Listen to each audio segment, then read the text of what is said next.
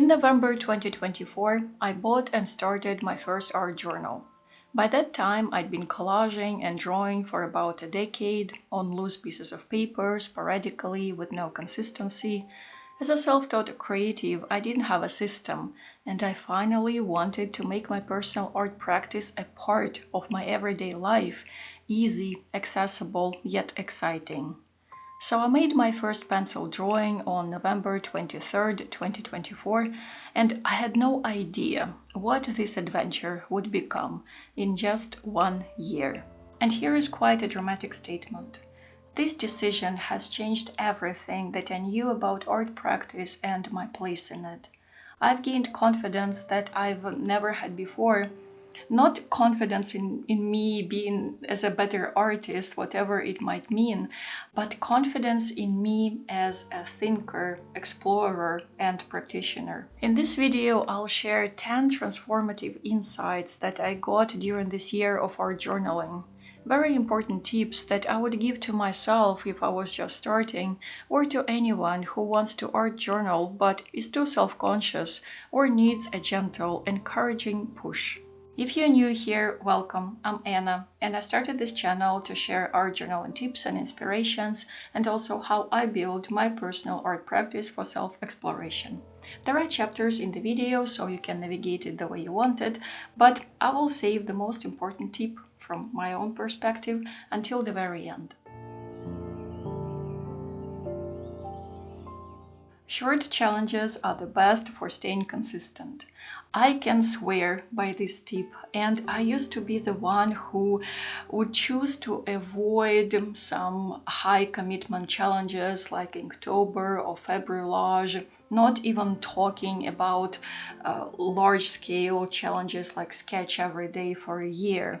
Those felt so overwhelming and intimidating even without starting them. But last June, I decided to start my own challenge, adventure, or experiment. I sketched my life every day for a month. And surprisingly, this turned out to be so exciting and fun and stress-free and even calming.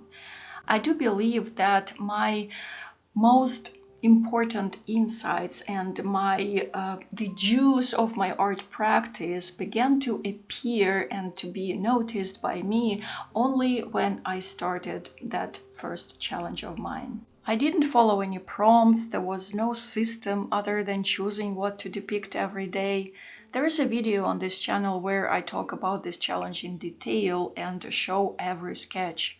After that, I set myself on a 1-month collage from life adventure, then nature journaling adventure, a week of self-portraits. And the main takeaway is that such short-term art journaling adventures are the best to help you build consistency, to weave in your art practice into your everyday life in a very seamless way. There are no huge commitments, there is no pressure. Just 1 day or 2 weeks or 7 days is just enough to set you sailing.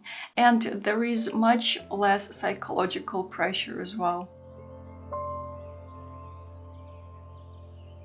Art journaling doesn't welcome ambitiousness.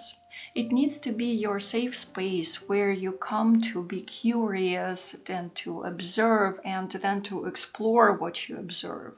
That's why I try to choose very simple topics and subjects to depict, and then if you want to dive in deeper there, you can always do that. A simple and humble apple can become a very meaningful entry, like this one that I made.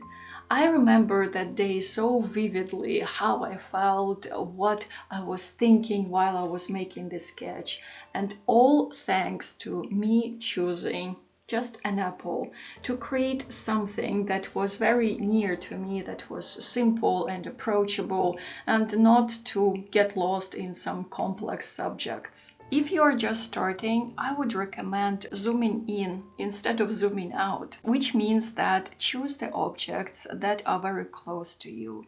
And if you choose to depict landscape, for example, city landscape or nature landscape, just choose one object in there, one tree, one bench, a bush, a monument, and then play around that one object. As a complete beginner in sketching, I would make this mistake over and over again.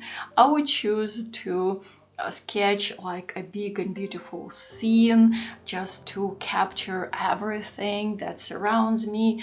But then I was so unhappy and frustrated with the result that it was so hard to get back to sketching on the next day. But then everything changed when I decided to extract objects from that surrounding of mine and then even rearrange those objects on the page the way that I wanted. You don't have to depict the reality as it is.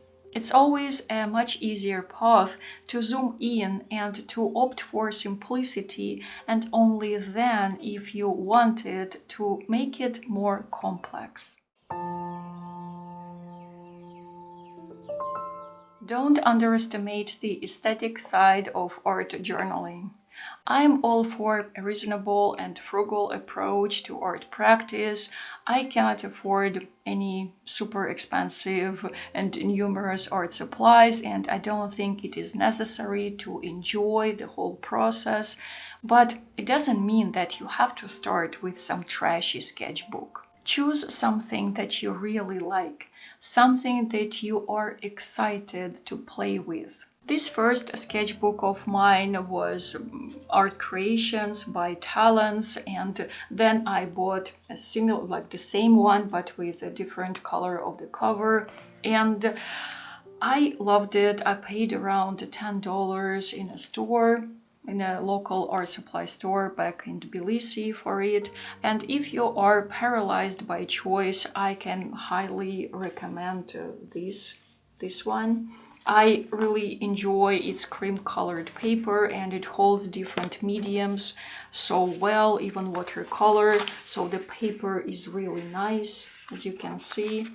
And yeah, the way that it holds material is nice.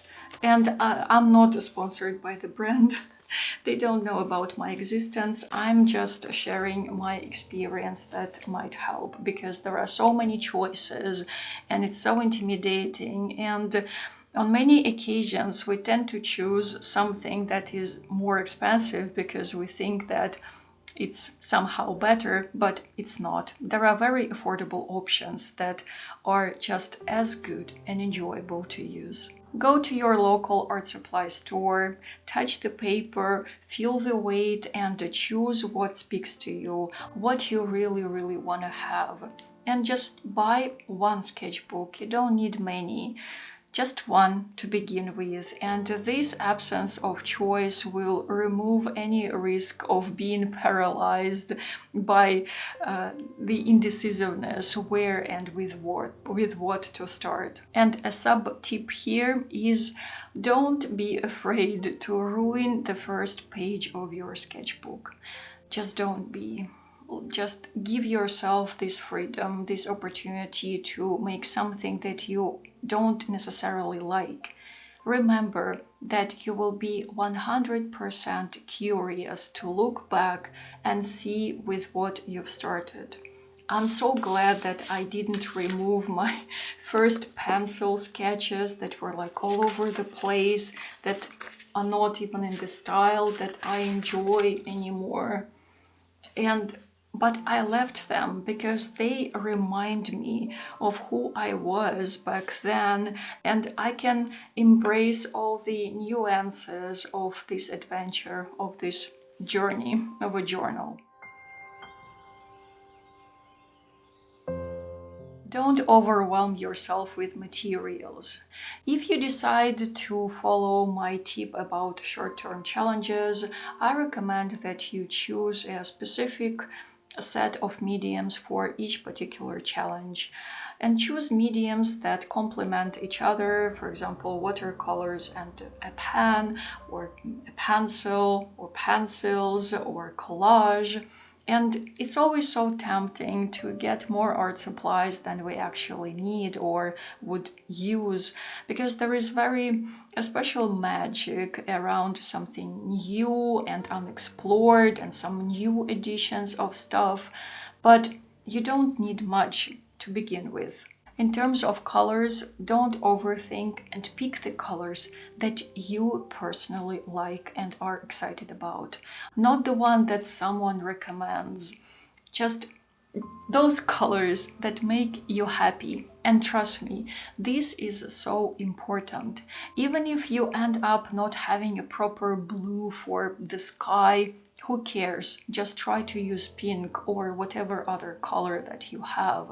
Again, everything depends on the approach that you decide to choose for your art journaling adventure. Art journal practice needs to begin with a feeling of excitement and curiosity, and not intimidation or overwhelm. I made this mistake at the very beginning. I accumulated too many art supplies, and then I end up so scared of them, and I was so hesitant to use them, and that's why I kept postponing starting my art journal adventure. And I think now, if I had just 6 watercolors, 4 pencils and 1 pen, I would feel much freer to start. Think of an eraser as a torture device that always questions your choice of lines, that destroys paper and insatiably demands perfection. I used to depend on erasers so much before I started my art journal practice. When I created dot work illustrations like this, at first I would make an elaborate pencil sketch and only then proceed with the whole ink situation. And this practice made me believe that I cannot create anything worthy without using a pencil and eraser. And spoiler, this is not true.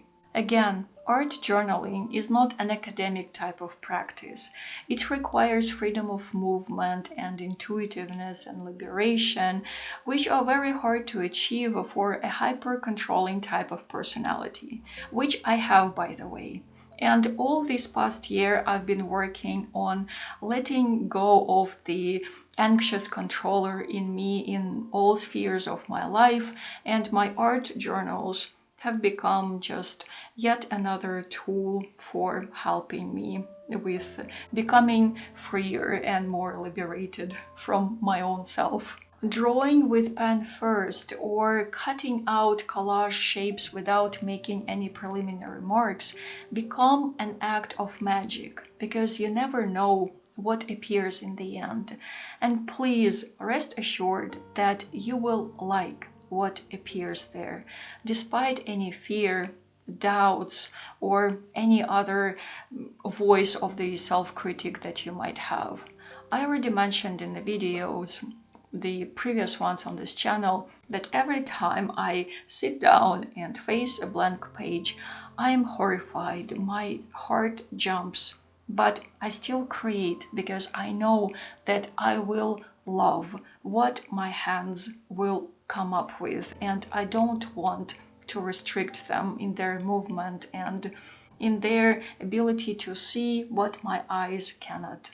To reduce the fear, always try to keep in mind that your art journal is your safe space. It is your own adventure, your own place for self-exploration, and this is what really matters. Avoid I know everything and I know nothing extremes. I had both extremes somehow coexisting in my head. On the one hand, I thought that I know everything about collages because it's my primary and most beloved medium. But on the other, I thought that I know nothing about casual sketching. And I was wrong on both instances. When we have preconditioned opinions about our creative skills, we artificially restrict ourselves, not giving ourselves enough freedom and chance to explore new ways. The moment that I allowed myself to look at the collage with renewed curiosity and explore some things that I thought were silly before, gave me so much excitement and joy and I don't know, happiness about making art, and I'm never looking back to my rigidity. And I will show you what I mean. For example, this is the style of collage that I was so drawn to and that I've been practicing for years. But this is what I'm doing now. And I've discovered so much in this, and I cannot wait to share it with you. And there is a video on this channel where I talk about junk journaling and how I used to look down on this and how my perspective changed. And at the moment, I'm working on an very narrow topic to explore. It's about candles, and I cannot wait. So it's kind of a study in collage of the symbol of a candle, and I will share it with you later once I finish it and I make up my mind about what it means to me. And as for the other extreme of me not knowing anything about how to sketch, again, when I decided to ditch the fear of not having enough skills to depict something, I discovered that I do know how to sketch things, how to draw and paint from life, if I'm just being more attentive to what I see and less attentive to my own artificial insecurities and limitations. Both know-it-all and know-nothing attitudes don't come from a place of empowerment. Your art journal can become your friend, your reflection, yourself, your own story, your unique journey, only if you ditch your expectations and you allow yourself to create, even if you don't have a clue what you're doing. Your own life is much more beautiful and meaningful than a whole bunch of perfect references on Pinterest. If you find it challenging to art journal from life, take pictures and then depict everything from using the picture that you've taken. This is how this is what I've done for most of my art journal entries, and now I have illustrated journals of life, of moments that will never be repeated and that are mine. These moments are mine. They are referenced from me, from what I see, from what I experience, and not from what I find online. Because, I don't know, it's always easier to use something perfect, and it's always more challenging to see the beauty in what you already have and in what you see every day. Again, it doesn't have to be super duper realistic. You can add some fantasy elements, depict your thoughts, or create interesting juxtapositions that don't exist in real life, but that exist in your mind, but you just use what you see. Again, what I mentioned, you extract elements from the reality and then rearrange them on the page of your art journal. I had so much fun when I collaged using photos that I took every day. It just helped me to stay grounded and present in my own life while I was going through some challenging moments when my husband and I were deciding what to do with our life, what step to take in the future. So all that was utterly supportive and therapeutic for me. You don't have to niche down and speak only one visual language in your art journal. I used to believe that as a creative person, I needed to have a distinctive style, just one, not to confuse others and not to confuse myself. And I used to stick to that principle. I've picked a very whimsical, kind of a surrealist style of art, like this that I've showed you. And I kept making art like this until I got so bored with it and so bored with myself. And I've decided not to place any artificial borders, not anymore. To me, creativity is a substance of meanings that can be translated into different languages.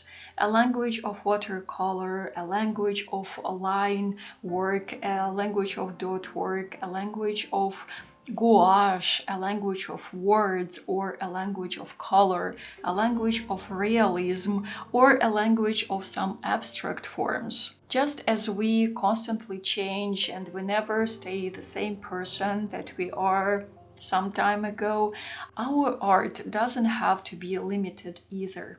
The most curious thing happens when you allow yourself to try different expressive means, when you try different styles, different mediums, and then you suddenly notice the common pattern, a common character, just some distinct nuance. And that nuance is who you are. That binding element is you. And then you will see clearly what it is all about. This is so often overlooked. We keep looking for inspiration outside while forgetting that we are our main and most abundant source of inspiration for ourselves. I used to subconsciously devalue my creative actions, thinking that I'm so small and insignificant and not skilled and just all over the place. And I used to find inspiration in what other people do, yet those waves of inspiration didn't last long because I inevitably would end up judging myself and comparing myself to others. Things shifted after the first challenge that I already mentioned here, and it's the first video on this channel. Only a few days into that challenge, I have discovered that I inspire myself. And this closed cycle of inspiration made me realize something very important. I realized that I have creative independence. I know now that if I feel stuck, I need just to sit down, to open one of my art journals, one of my sketchbooks, and I have several now. This is how many I have. And then I will create something out of nothing. And that something will give birth to something else further on, and so forth. And the chain reaction will continue. And I create this chain reaction, not someone else. And now, as I promised, the most important insight and tip that I would give to myself if I was just starting my art journal adventure, or that I would give to anyone who is about to start but still needs a little bit of encouragement on this first stage. Replace self-criticism with attention to yourself. This insight is something that I realized fully only recently. Although I like to think of myself as a very self-aware and thoughtful person, my inner critic is still alive and oftentimes very annoying. When I would look through all my entries and adventures, I heard its voice saying, "Oh, this looks awesome. Here you could have chosen a different color. Here it's just too boring, but this one is top-notch. You should repeat it." This criticism is not something that I invited consciously, is not something that I really need. So I'm making an effort now, and also, I haven't completely figured things out, It's a process for me, and I'm just being honest, sharing it with you. So I'm making an effort to change the tone, to replace comparison with attention and awareness. If you also struggle with self-criticism, try to ask yourself questions like, do I feel more freedom and ease with my tools, and with what tools in particular? Do I reach out for my art journal more often, and why, on which occasions? What recent discoveries I've made about myself through my art practice, and so on and so forth. And this will definitely help shift your focus from criticism to attention to yourself, and help you learn more about the world and your surrounding and who you are. All those nuances that get so much overlooked when we just chase practice for the sake of practice. But it's not how it works. Those were the 10 insights that I got during my first year of art journaling, and I'm very excited to enter it's my second year of art journaling, and I hope to continue sharing with you.